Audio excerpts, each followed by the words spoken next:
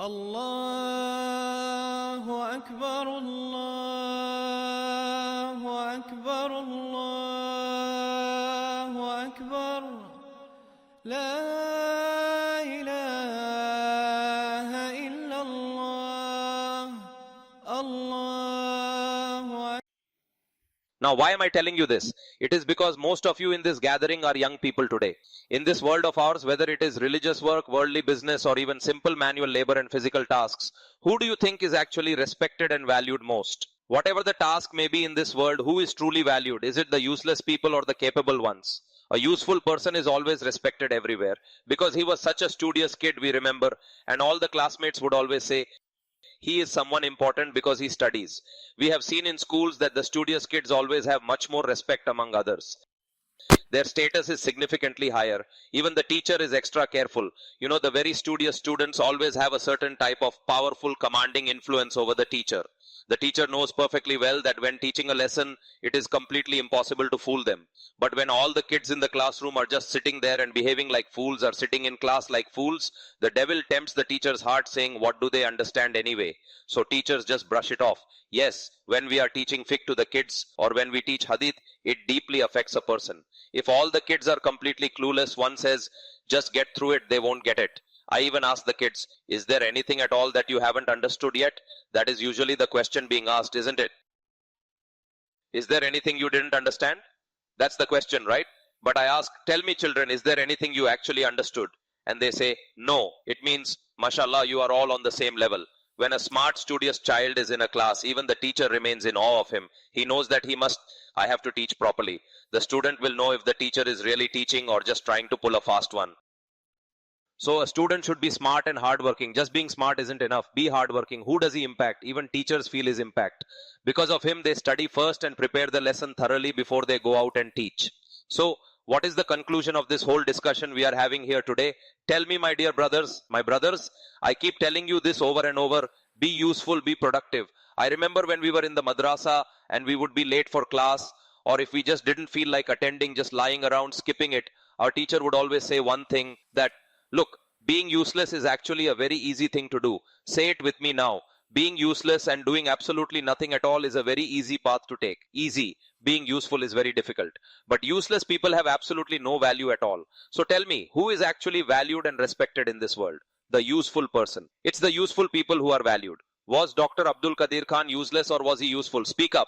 What is wrong with you? See, as I repeat it now, I shouldn't have to keep telling you to speak up. You should develop the habit yourselves. I am thinking of issuing entry cards now so that not everyone is allowed into the session. First, an agreement will be signed. When the Mufti speaks, you must answer loudly in yes or no. You will only be granted entry to the hall after you sign it. Was Dr. Abdul Qadir Khan useless or was he valuable? He was valuable. The whole world respects him and even his enemies acknowledge his greatness. There was a doctor at the AO clinic, an orthopedic specialist. I remember a very famous incident from my childhood involving a man, a very famous incident that had occurred back then, whose leg bone was shattered into two pieces. The leg was completely severed. That doctor joined them back together. You might remember the incident. What was the name of that doctor? Dr. Muhammad Ali Shah. The bone had broken completely and he joined it all back together again, brother, which was a truly incredible feat for any doctor. Could this be the doctor who was just firing empty words from his mouth? No way. Well, I also know some other doctors who were quite different in their approach, did not study at all during their education, but look what they have become today. There are doctors like that. I knew one, but I won't say where he was, just to avoid any trouble or identifying him personally. Otherwise, it becomes backbiting, and he might realize I'm talking about him. It's possible he has already passed away after administering a wrong injection. His classmates used to say that this man never studied at all. I don't know how he passed his exams by just cramming everything, because he actually knows nothing at all about medicine or the real practice of it. There is no study, no reading and no research. Obviously, everyone knows some basic medicines and that's how a person gets by in the world today.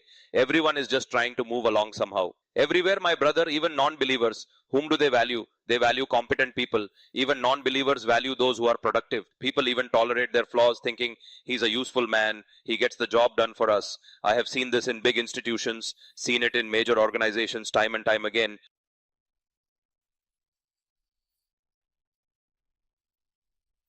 Or if a senior is told about an immoral activity, he says, friend, he's the one who gets work done. What can we do? We can't fire him. The man is useful. So, my brother, what do we learn from this? Who is valued? useless people or productive people. A useful man is valued. In the eyes of children, is a useless father valued or is a productive father valued? It's the same everywhere. So now, my friends, I come to the actual verse of the Holy Quran that I really wanted to talk about. Allah says, by no means indeed we have created them from what they know. Everyone knows the substance we made you from. It is well known to all. From impure water.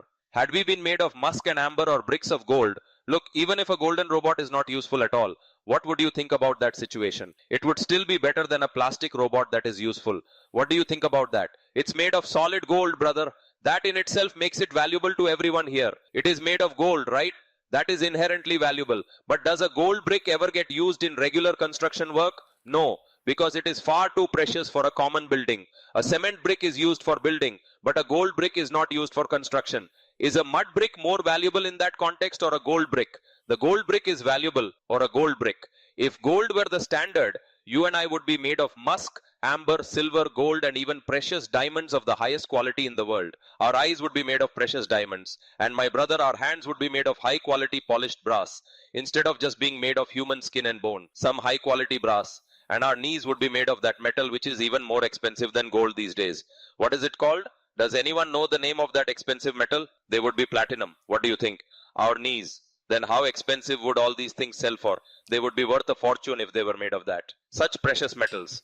Do you know how much gold is in our body? I found out from the doctor yesterday, as he had studied herbal medicine too, and he was telling me about the composition of the human body itself. I was asking him about those herbalist medicinal powders. In the past, herbalists would feed kings expensive gold-based preparations to improve their health and provide them with strength. Gold, you probably haven't even seen it in your dreams. Anyway, in every single person's body, there is a tiny amount of gold. There is exactly 0.4 grams of gold. How much was it? 0.4 grams. So if we were to take many people and put them all together like that, it would take so many people together to make just one tola, combining millions of humans. Then what would we actually have in terms of gold value? It would be very little.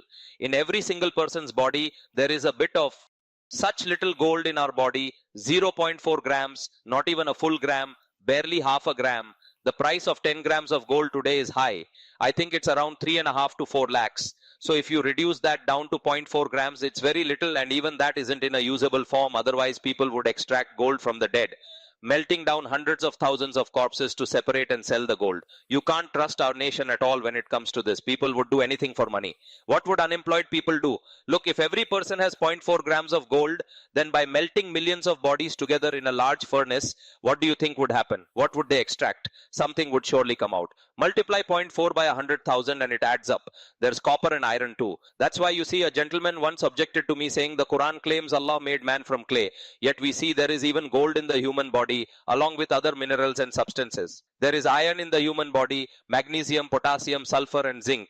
All these minerals are in the body. So where is the clay located?